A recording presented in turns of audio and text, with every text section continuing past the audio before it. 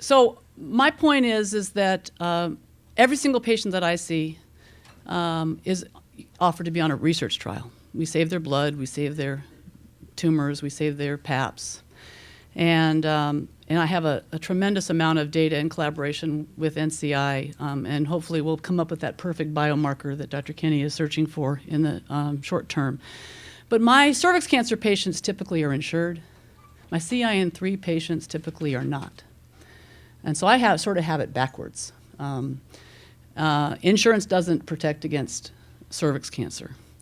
Not if you have a tubal ligation and you decide you don't need a PAP anymore because you don't have to go back for your birth control pills, et cetera. So there's a lot more to it than just insurance and access. You have to actually go. I start off with this because these are the patients I take care of. And I'm a GYN oncologist like Dr. Kinney, and more of my patients live than die, but these are the ones that we have to be here for and have to be advocates for. So I came to Oklahoma 20 years ago, and I had 65 deaths every year. Now I have 55 deaths every year, and that doesn't sound very good, does it?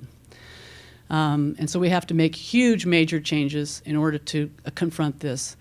And I would like to follow a pattern of what the other OBGYN death issue is that we had a law that every woman who died in pregnancy was an event that had to be investigated.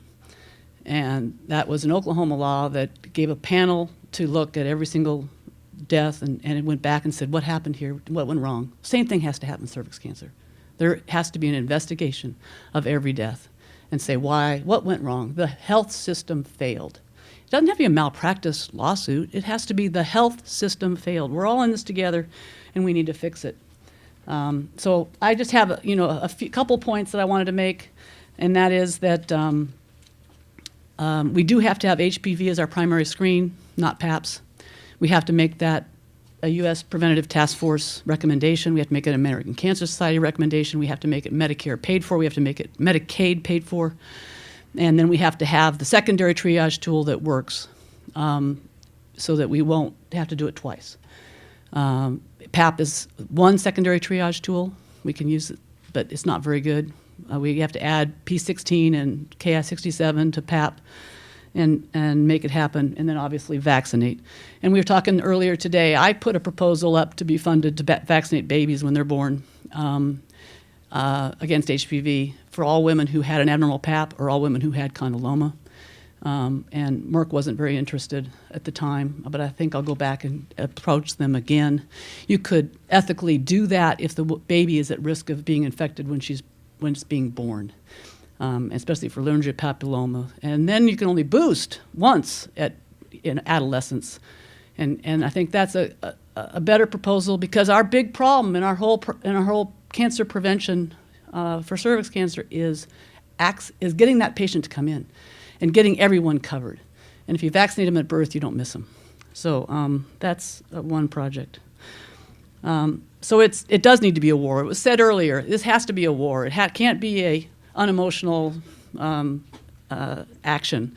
We can remember smallpox, we can remember polio, now it's HPV. And so it's a war we can win, but we have to have the information systems all tied together. We have to know who's been vaccinated. We have to know who's been PAP'd. We have to know what their what their results are. We have to have all the information systems integrated together, have tumor registries integrated. We have to overcome the HIPAA laws that prevent us from recalling our patients when they failed their appointments, et cetera, or fail to be screened. And that will allow comparative effectiveness research. We'll know which test works, which test doesn't work. We can have community-based research pods where we try different action plans and see what actually works if all of our information systems were integrated. And so these are the same things everyone else has said. Yes, vaccinations have to be mandatory.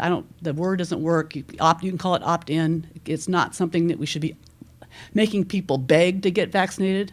In our state, 20% of patients or kids are getting vaccinated, with very few getting all three vaccines. So you've got to make it reverse, that the doctor has to offer it to every 11-year-old.